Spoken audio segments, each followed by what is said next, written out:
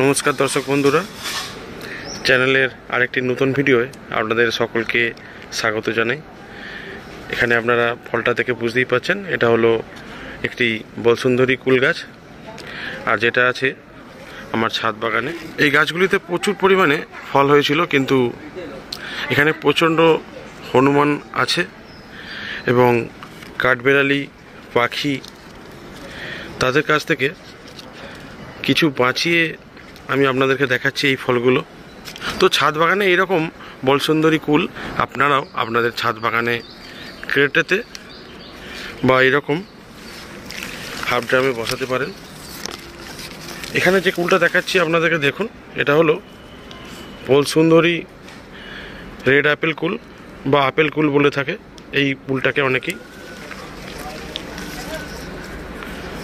তো ছাদ বাগানে এইরকম কুল গাছের এখন কী ধরনের যত্ন করবেন, এই ডিসেম্বর মাসে এই কুল গাছে আমরা কী রকম যত্ন করব, এই ফল যে গাছে আছে এই অবস্থায় গাছে খাবার দেব কি না, এবং পরবর্তীকালে কী ধরনের যত্ন এই গাছে করব, তা নিয়ে আজকে ছোট্ট একটি ভিডিও আজকে আপনাদের সামনে তুলে ধরব। ভিডিওটি সম্পূর্ণ দেখার জন্য অনুরোধ জানাচ্ছি। ভিডিওটি দেখার পর আপনাদের ভালো লাগলে প্লিজ লাইক করে দেবেন, সাথে এরকম কৃষি বিষয়ক ভিডিও রেগুলার চ্যানেলে দেখার জন্য চ্যানেলটি প্লিজ সাবস্ক্রাইব করে নেবেন। এখানে দর্শক বন্ধুরা দেখছেন গাছটা কেটে আছে। তো এই গাছটা এইখান থেকে আমি কেটে দিয়েছিলাম আগের বছর, এখানেও কেটেছিলাম। এই বলসুন্দরী যে কুল গাছ ছাদ বাগানে যারা করেন তাদের জন্য বলবো, এই বলসুন্দরী কুলের গাছ বা আপেল কুলের গাছ যারা ছাদ বাগানে করে থাকেন তাদের জন্য আমি বলবো, গাছে কুল হয়ে যাওয়ার পরে গাছগুলো অবশ্যই কেটে দেবেন। এরকম ভালোভাবে যদি ছেটে দেন গাছগুলো, আবার নতুন যে ডালপালাগুলো হবে সেই ডালপালাগুলোতে খুব ভালো পরিমাণে এবং ভালো আকারের কুল পাওয়া যাবে। আর এখন গাছে যেহেতু ফল আছে, এই ফলটা আমরা পেরে নেবো যখন পেকে যাবে। এই যেমন এই ফলগুলো আছে আপনাদেরকে দেখাচ্ছি, এখানে একটা দুটো পেরে নেওয়ার মতো হয়ে গেছে এবং খেতে খুবই সুস্বাদু। এই শীতে এই যে কুলটা হয়, এই কুলটার মিষ্টতা অনেক বেশি থাকে। এই গাছটা 12 মাসই অর্থাৎ দুবার হয় এই গাছে কুল। আমি আগেও চ্যানেলে দেখিয়েছি ভিডিও করে এই কুল গাছের বিষয়ে, কিভাবে গাছে যত্ন নেবেন। তো আজকে অত বেশি ডিটেলে আলোচনা করছি না, ছোট্ট করে কিছু আমি আপনাদেরকে তথ্য তুলে ধরবো। এই ডিসেম্বর মাসে কী ধরনের গাছে খাবার দেবো বা কী ধরনের যত্ন গাছে করব। এখানে যে ফলগুলো আপনারা দেখছেন, এই ফলগুলো পেকে যাওয়ার পরে আমি এই ফলগুলো তুলে নেব, এবং গাছে যখন আর ফল থাকবে না সেই অবস্থায় আমরা কি করব, আমরা গাছে যে ডালপালাগুলো আছে, যে শুকনো ডালপালা বা এরকম যে ডালপালাগুলো আপনারা দেখছেন, এই ডালপালাগুলো সবই কেটে দেব। নিচের যে গোড়া আছে, নিচের গোড়া থেকে উপর পর্যন্ত 1.5 ফুট 2 ফুট বা ছোটো গাছ হলে আরও একটু কম রেখে আপনারা কেটে দিতে পারবেন। তো এইরকম পজিশন থেকে গাছটা কেটে দেবো। এই ডিসেম্বর মাসেতেই ফল হয়ে যাবে, মোটামুটি শেষ হয়ে যাবে। ডিসেম্বর মাসের শেষে এই গাছগুলো আমরা ফ্রেশ করে কেটে দেবো। দেখুন এখান থেকে কেটে দেওয়া হয়েছিল। আমি আপনাদেরকে আরও একটা গাছ দেখাচ্ছি যেটা আমি কেটে দিয়েছি। এখানে দেখছেন এটাও একটা রঙের একটা 12 বালতিতে আছে, 20 লিটারের বড় বালতি। তো এই গাছটাও আমি কেটে দিয়েছি একইভাবে।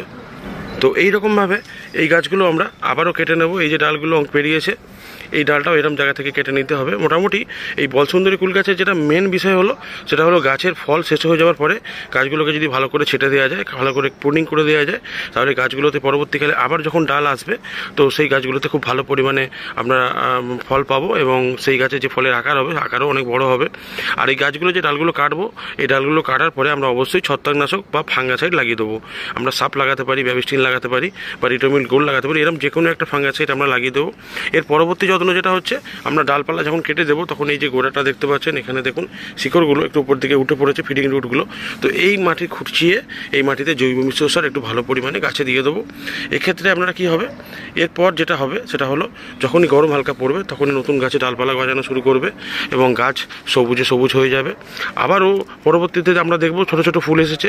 সেই যে ফলটা হবে, যেটা আমি আপনাদেরকে বলছিলাম 12 মাসে যে ব্যাপারটা, নতুন ডালপালা যখনই আসবে তখনই ফুল আসবে। সেই ফলের টেস্ট একটু কম হয়, তবে খেতে তো মন্দ লাগে না, দেখতে অবশ্যই খারাপ লাগবে না। গাছে যদি ফল হয় গাছে কখনোই সেটা খারাপ লাগে না দেখতে।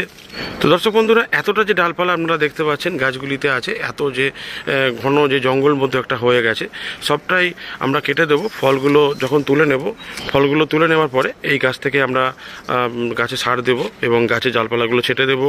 যদি গাছে পোকামাকড়ের এখন সমস্যা সেভাবে থাকবে না, তো পোকামাকড়ের ওষুধ দেওয়ার কোনো প্রশ্ন নেই। নতুন ডালপালা যখন গজাবে তখন অবশ্যই একবার NPK 19-19-19 বা কুড়ি কুড়ি কুড়ি একবার মাসে আপনারা 2 বার বা 3 বার স্প্রে করে দেবেন গাছগুলিতে। যারা ছাদ বাগানে এই কুল গাছের ভিডিওটা দেখার পর তাদের ছাদ বাগানে কুল গাছ লাগানোর কথা ভাবছেন, তাদের জন্য বলবো নতুন চারা আপনারা নার্সারি থেকে সংগ্রহ করুন। নার্সারি থেকে সংগ্রহ করে আনার পর যেমনভাবে মাটি তৈরি করতে বলি আমি অন্যান্য ভিডিও দেখে নেবেন, সেইভাবে মাটি তৈরি করে সাথে সাথে গাছ বসিয়ে দেবেন। আর গাছ বসিয়ে দেওয়ার পরে পরবর্তী পরিচর্যা সমস্ত কিছু আমার চ্যানেলে আমি আগেই পোস্ট করেছি। আপনারা যদি না জানেন আমাকে কমেন্ট করুন, আমি সেই সমস্ত ভিডিওর লিঙ্ক সরাসরি কমেন্টে দিয়ে দেবো, আপনারা দেখে নেবেন। তো এইভাবে ছাদ বাগান সুন্দর রাখুন বিভিন্ন রকম ফল গাছ ও ফুল গাছ দিয়ে। আজকের ভিডিওটা দর্শক বন্ধুরা এখানেই শেষ করব। ভিডিওটা কেমন লাগলো প্লিজ কমেন্ট করে জানাবেন, ভালো লাগলে একটা লাইক করে দেবেন।